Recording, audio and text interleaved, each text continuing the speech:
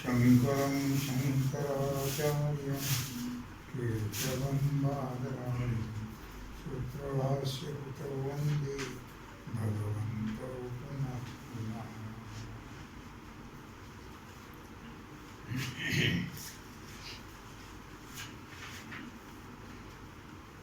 ओम श्री गुरु सच्चिदानंदाय नमः। उत्तम अधिकार्यास तरंग चौथा, विचार सागर रहस्य तरंग चौथा, हेडिंग पहिले, उत्तम अधिकार्यास उपदेशाचा प्रकार,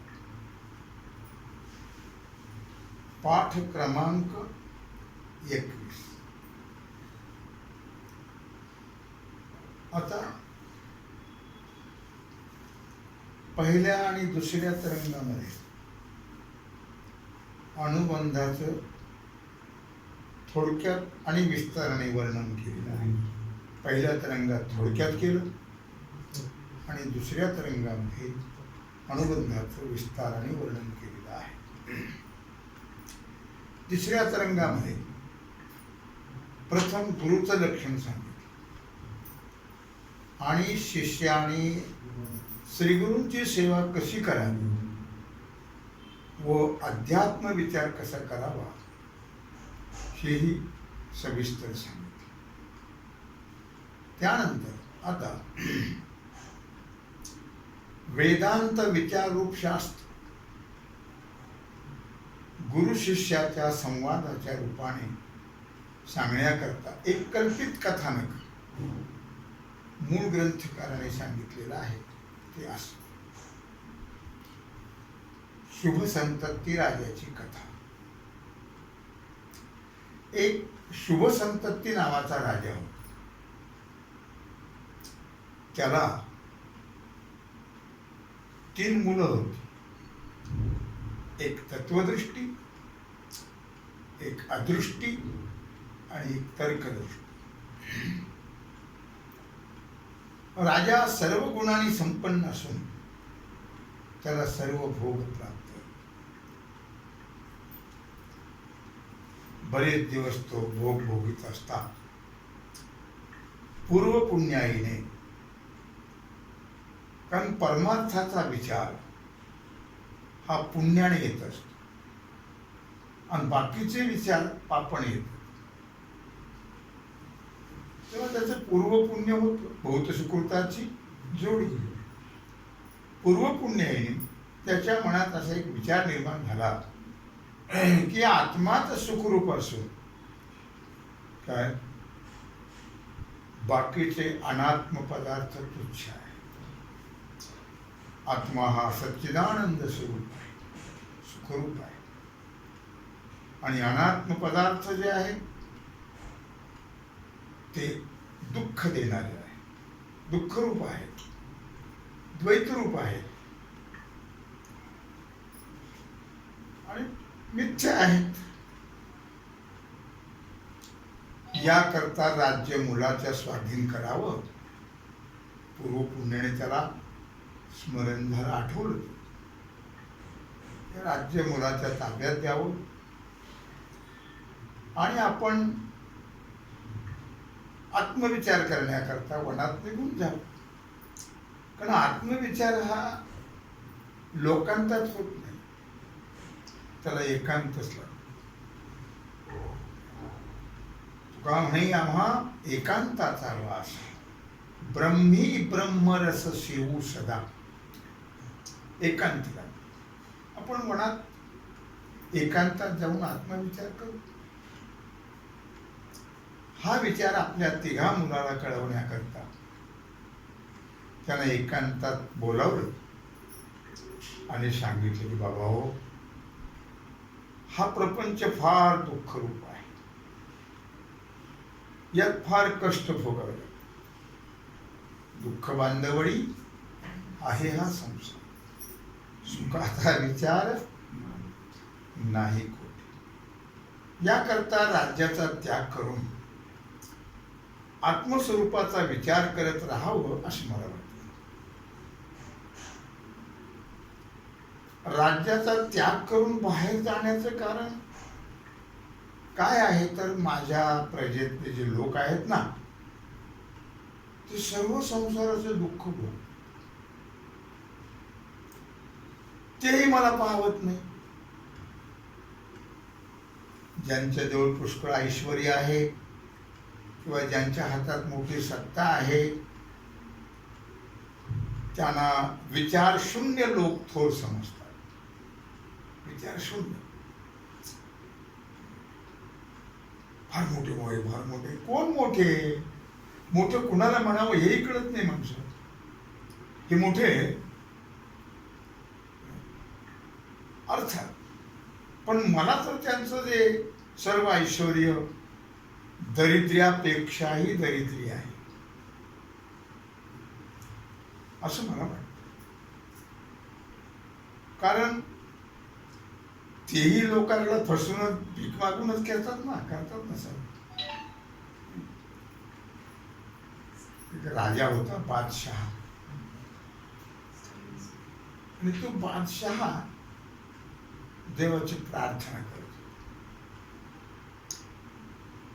एक फकीर आला मागण्याकरता, काहीतरी मिळावं याच्याकरता. एक फकीर आला तर तो बादशाह आणि शिपायाला सांगून ठेवलं होतं की माझी प्रार्थना होऊ तर कोणाला सोडायचं नाही, बसून ठेवा. फकीर आल्यावर त्याने अडवलं त्या शिपायाने, सांगितलं सरकार प्रार्थना करत आहे देवाची, थांब इथे. तर ते मोठ्याने भाऊ मरत होतं, माझं आहे राज्य ऐश्वर चांगलं राहू दे, मला सुखात ठेव, माझ्या राणीला सुखात ठेव, माझ्या पोराला सुखात ठेव, असं ते म्हणत होतं. ते ऐकलं याने, ते चाललं परत चालू याची प्रार्थना झाली. त्याने विचारलं शिपाय कोणी आलं होतं का? हो म्हणजे फकीर आला. कुठे? म्हणलं गेला. बोला उसको. बोलावलं त्याला. म्हणे सरकार बोलवतो. आला तो म्हणलं काय पाहिजे, आपको क्या चाहिए? तो म्हणलं भिकाऱ्याजवळ काय मागायचं? तो काय म्हणून साधू फक्कड असतं, भिकारीजवळ काय मागायचं? अरे तू भिकारी, मी भिकारी, अरे तूही कुणाला तरी हात पसरून मागतोस ना, तुझ्याजवळ काय घ्यायचंय? मी काय सांगतो लक्षात ठेवा की जरी ते ऐश्वर्यवान असले तरी लोकांना लुबाडून फसवून मागून त्यांचं ते ऐश्वर संपन्न होतं. ते तर मला दरिद्र्यापेक्षा दरिद्रीच वाटतं.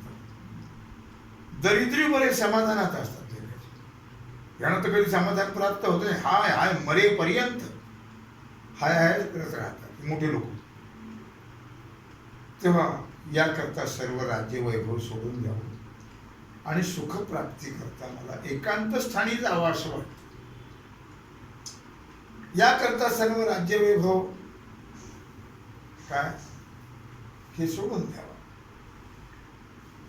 बापाने आपल्या ऐश्वर्याचा विभाग करून पुत्रास द्यावा, नाहीतर बापाच्या मागे त्यांची भांडणं लागतात, मारामाऱ्या खोण्या होतात संपत्ती करतात. तेव्हा बाबा हो, मी तुम्हाला अशा प्रकारे संपत्तीचे समान विभाग करून देतो आहे. ते आपले विभाग तुम्ही घ्या आणि सुखाने राज्य करा. दुःखातलं राज्य सुखाने करा. मात्र मी दुःखरूपी राज्याचा त्याग करून नित्य आत्मसुख प्राप्ती करता वनात जातो आहे.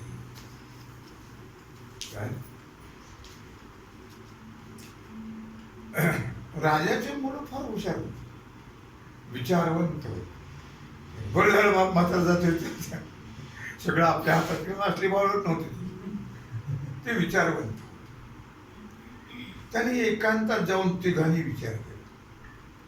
काय म्हटले, आपले वडील स्वतःच सर्व जे राज्य आहे दुःखरूप राज्य म्हणतात ते, आणि ते दुःखरूप राज्य ते स्वतः सांगतात की हे दुःखरूप राज्य आहे, मला दुःख पाहत नाही प्रजेचं, मी सुखाकरता वनात जातो, आणि राज्याचा म्हणजे त्या दुःखाचा विभाग आम्हाला करून देत आहे.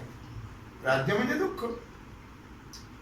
पण याचा अर्थ दुःख तेवढं आमच्या काळात घालायचं, आम्हाला त्या दुःखात अडकवायचं, आणि आपण मात्र आत्मसुखाच्या इच्छेनं वनात जायचं. आपण इच्छा करायची आत्मसुखाची. याला काय म्हणावं? आणि बाप ज्या राज्याचा म्हणजे दुःखाच्याच वाटण्या आपणास करून देतो आहे, त्या घेऊन तर दुःख घेऊन काय करायचं आपण?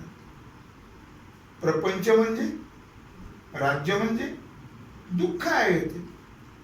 ते काय करायचे आपल्याला घेऊन? हुशार होते, मुले हुशारी होते, तेव्हा त्या परमात्म सौख्य प्राप्ती करतात. आपण जाऊन श्री गुरुकडे त्यांच्या अगोदर असा तिघाणी विचार केला, तिघा मुलांनी. आणि पुन्हा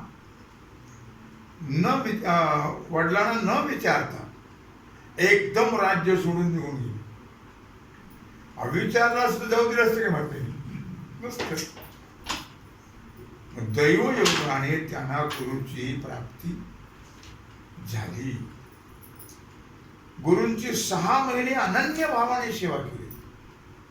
कारण सेवेशिवाय मी आम्हाला गेलो की सांगा असं नसतं.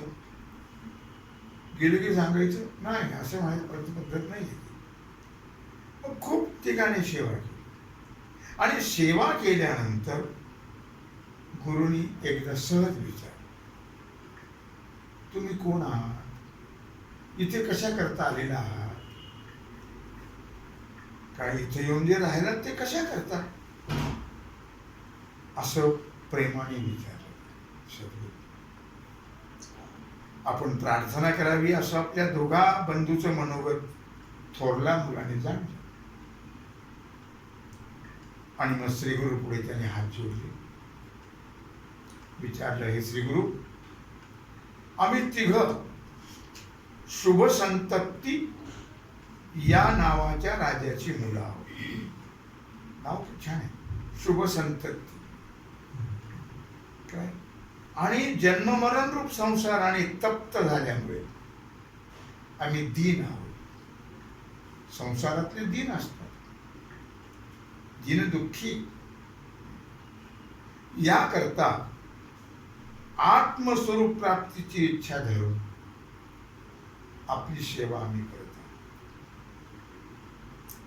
अशी शिष्यांची प्रार्थना ऐकल्यानंतर श्रीगुरूंनी कृपा करावी, कृपा करून सांगितलं, अशी प्रार्थना ऐकलं की आत्मज्ञानाविषयी तुम्हाला जे पाहिजे ते जरूर विचार. तुमच्या मनातल्या सर्व शंका, सर्व संशय जाऊन तुम्हाला परमानंद प्राप्त नक्कीच होईल. याप्रमाणे श्रीगुरूंनी आपल्यावर त्यांची असलेली कृपादृष्टी पाहून त्या तिघा राजपुत्राला खूप आनंद झाला, प्रसन्न झाली सद्गुरू. आणि ज्याच्या करता आपण दुःखरूप राज्य सोडून बाहेर पडलो त्याचं सार्थक झालं असा त्यांना भरवसा आला. आणि श्रीगुरूंना आत्मज्ञानाबद्दल प्रश्न विचारण्याला प्रथम तत्वदृष्टीने आरंभ केला. इथपर्यंत आपण विचार केला. आता इथून पुढे शास्त्राला आरंभ होतो. आणि खरं इथून हा तिसरं हेडिंग आहे, शास्त्र आरंभ.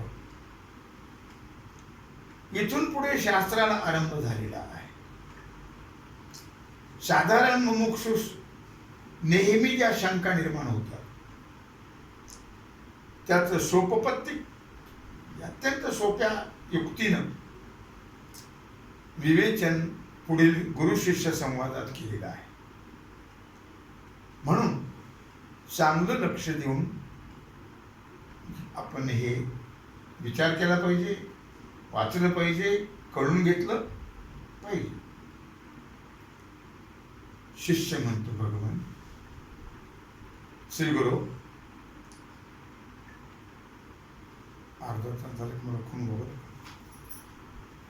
श्री गुरु, आपण कृपानिधान आहात. कारण संत हे कृपाळू असतात. तुम्ही संत मायबाप कृपावंत कायमी पतित कीर्तिमान. संत हे कृपाळू असतात. कृपाळू फक्त संतच असतात, बाकी कोण नसतं. आईबाप कृपाळू नसतात, ते कृपाळू आहेत पण त्यांना कळत नाही बिचारांना. हितना ठावे जननी जनका दाविला लौकिकाच्या आरती. त्यांना हित कळत नाही. लेकुराचे हित जाणी माऊलीचे चित्त असं म्हटलंय, पण ते प्रापंचिक हित सांगते. तिला हे हित कळत नाही.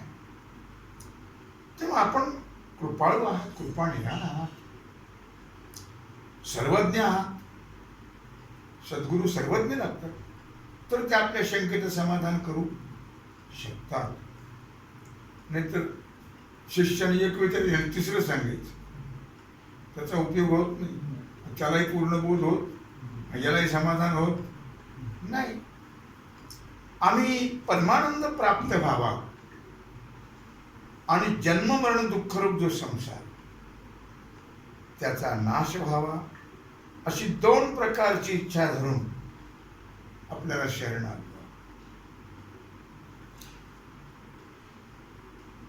निषिद्ध कर्माचा त्याग करून विहित कर्माचा अनुष्ठान आणि ईश्वर उपासनाही पुष्कळ केली. निषिद्ध कर्माचा त्याग केला आणि शास्त्राने जे करा म्हणून सांगितलंय ते विहित कर्मचे पुष्कळ अनुष्ठान केले. ईश्वराची उपासनाही पुष्कळ केली. म्हणून तर सुचलंय ईश्वर उपासने अंतर्गत शुद्ध होत आणि मग त्याची परमार्थाकडे प्रवृत्ती होती. म्हणून ईश्वर उपासनेला फार महत्व आहे. परंतु त्यापासून इच्छित फल प्राप्त झालं नाही. एवढंच नाही तर उलट संसार बंध जास्त वाढत गेला. संसार बंध कमी होत नाही. शिक्षण झालं म्हणजे कमी होईल नाही, वाढलं. नोकरी लागली, व्याप वाढले. पगार मिळू लागला, व्याप वाढले. पुढे लग्न झालं, कमी झालं का वाढलं? मुलं झाले, वाढलं. वाढतच जातं पुढे, कमी होत नाही. संसार बंध जास्त होत गेला. सत्कर्माचं आचरण जे आहे आणि उपासना अनुष्ठान यापासून जरी उत्तम लोकांची प्राप्ती झाली तरी त्यापासून जन्म मरण संसार चुकत नाही. अगा उपजने आणि निमणे हे सातच जे का मानणे, तो संसार लोक म्हणे, जीवलोक म्हणे संसार हण. जन्म आणि मरण याचं नाव संसार. संसरती संसार, जे सरकत राहत त्याचं नाव संसार आहे. तेव्हा जे संसार जन्म मरण रूपी संसार चुकत नाही. काही केलं तरी उत्तम लोकातील भोग भोगण्याकरता कितीतरी जन्म घ्यावा लागतो ना. शिवाय तिथं जरी उत्तम भोग भोगले, भोग असले तर ते सुद्धा अनित्यच आहेत ना. स्वर्गातले का असताना तर अनित्यच आहेत. अनित्यम असुखम लोकम असं म्हणतो. अनित्य आहेत. या लोकातले असू नये तर परलोकातले असू, व क्षणभंगूर आहे. कारण ज्या पुण्याने ते भोग प्राप्त होतात ते पुण्य संपलं की पुन्हा पुण्याची पाऊटी सरे, सवेची इंद्रपणाची उटी उतरे आणि येऊ लागती माघारे मृत्यू. क्षणे पुण्य मरते लोकम विशंती. म्हणजे अशी परिस्थिती आहे. इथले भोग पुण्य संपलं की ठाकून देतात, लाज मारून ढकलून देतात. म्हणून ते अनित्य आहे. अर्थातच त्या मृत्यू लोकात त्याला पुन्हा जन्म घ्यावा लागतो. स्वर्गातले जरी अमरधारी देव असले तरी पुन्हा मृत्यू लोकात त्याला यावंच, पर्याय नाही दुसरं. म्हणून त्या भोगाचा आनंद आणि अनित्य आहे. स्वर्गातल्या भोगाचा आनंद सुद्धा अनित्य आहे. आम्हाला तर ज्या आनंदाचा कधीही नाश होत नाही व जो सर्वात श्रेष्ठ आहे अशा परमानंद प्राप्तीची आणि जन्म मरण दुःखरूप संसाराची निवृत्तीची आम्हाला इच्छा आहे. म्हणून आपण परमानंद प्राप्तीचा आणि संसार दुःख निवृत्तीचा उपाय कृपा करून सांगा. म्हणजे या उपायाने किंवा त्या उपायाने आम्ही कृतकृत्य हो. कृतकृत्य झालं, इच्छा केली ते पावलं, पुन्हा काही राहिलंच नाही. कृतार्थ होणं म्हणजे पुन्हा कुठली इच्छा राहिली नाही. अशा उपायाने आम्ही कृतकृत्य झालो तरच आमच्या मनुष्य देहाचं सार्थक आहे. नाहीतर आमच्यात आणि पशुत फरक तो काय, नाहीतरी काय थोडी श्वान सुकरी बापुरी, त्यांच्यात आपल्यात काय फरक आहे. अर्थातच याकरता परमानंद प्राप्तीचा आणि जन्म मरण संसार दुःख निवृत्तीचा उपाय आम्हाला सांगावा अशी आपली चरणी प्रार्थना आहे.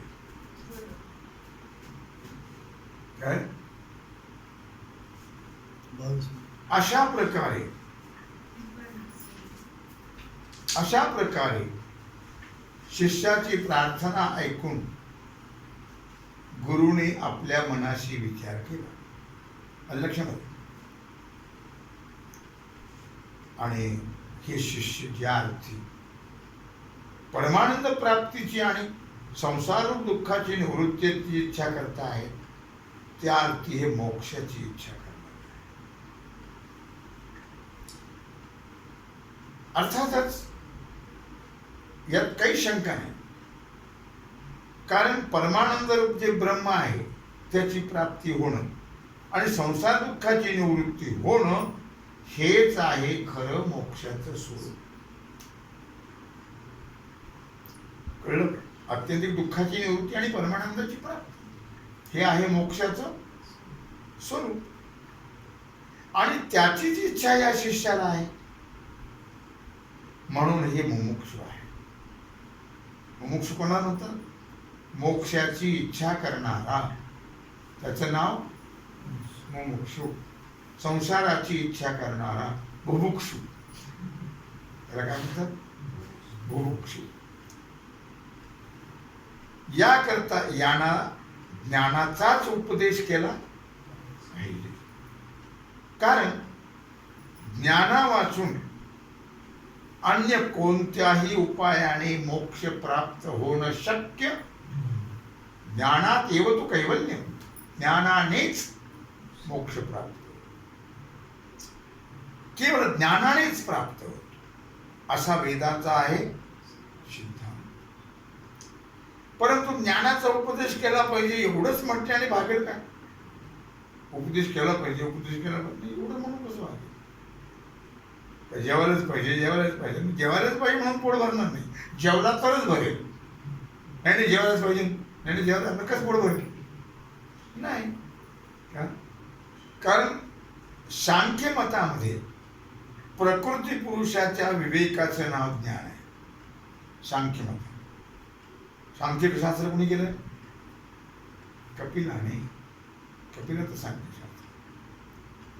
कणादाच्या मतामध्ये सप्तपदार्थाचा विचार हेच ज्ञान. कणादाच्या मतामध्ये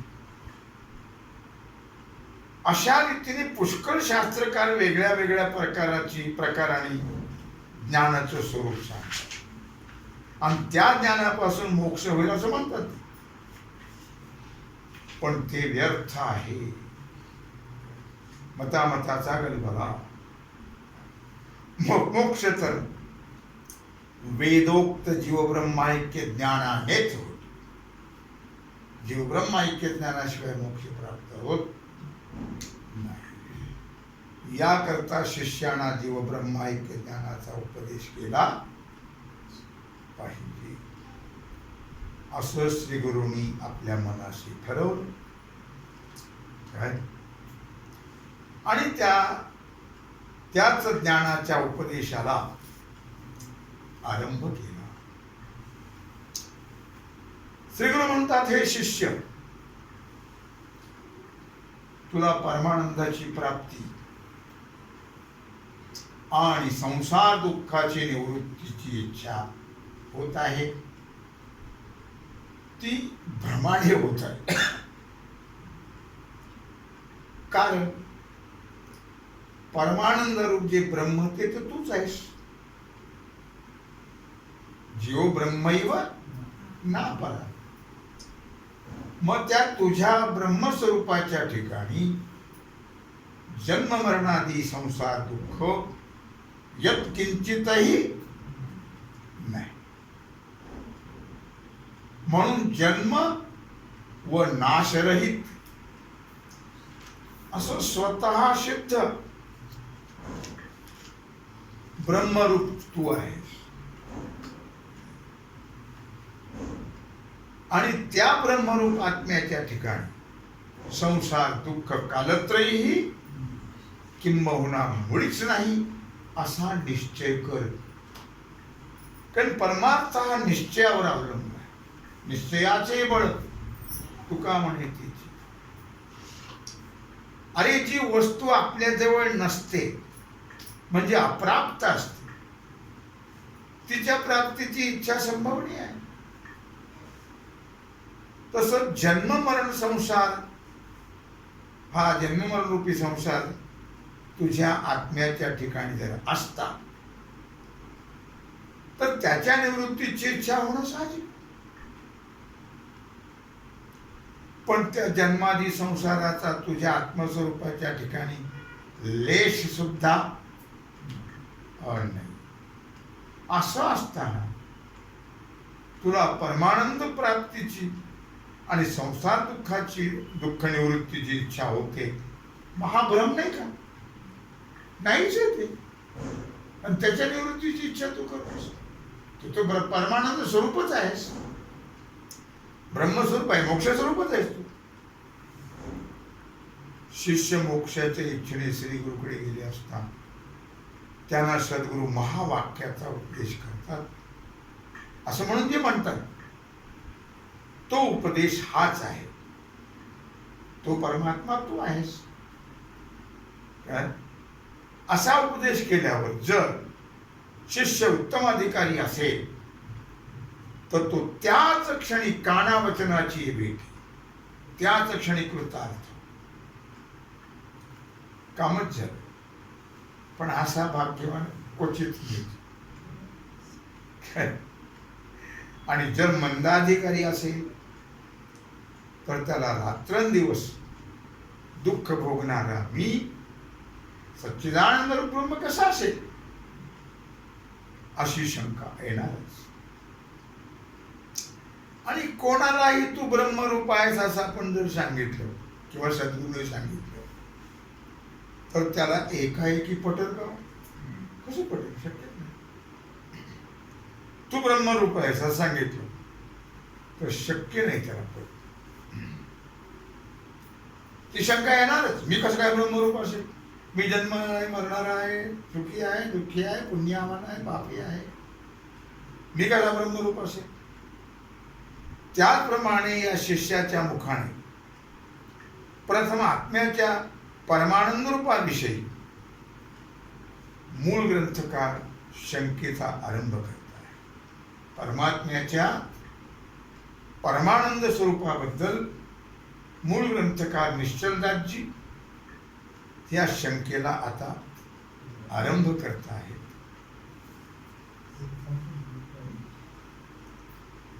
तर शिष्य म्हणतो, श्री गुरु महाराज, माझा आत्मा परमानंद रूप आहे असं आपल्या उपदेशाप्रमाणे मानलं तर यत्किंचितही अनुकूल विषय प्राप्त झाल्याबरोबर जो आनंद उत्पन्न होतो तो कसा काय होतो? जर माझा आत्माच परमानंद रूप आहे तर काही विषय आले पुढे की प्राप्त झाले की आनंद होतो म्हणजे तो का हवा तो काय आत्मा तर मुळातच आनंद रूप आहे. मग विषय प्राप्तीने आनंद उत्पन्न कसा होईल? स्वतः जर आनंद रूप आहे तर. आणि जर अनुकूल विषय प्राप्तीने आनंद उत्पन्न होतो तर मग आत्मा आनंद रूप नाही आहे, आनंद विषयातच आहे असं मला वाटतं. आता अशी शंका घेतली शिष्य आणि योग्य आहे ती शंका. आता या शंकेमध्ये आत्मा आनंद रूप आहे का आनंद विषयापासून उत्पन्न होतो? आत्मा आनंद रूप आहे का आत्मा आनंद विषयापासून उत्पन्न होतो? एवढाच विचार करण्याचा विषय आहे. याचं उत्तर श्री गुरु देतात. तो भाग आणि आजची सेवा भगवत चरणी समर्पित करून राहिलेला जो सेवेचा भाग आहे तो आपण पुंडलिक वरदी हर विठ्ठल श्री ज्ञानदेव तुकाराम पंढरीनाथ भगवान की जय.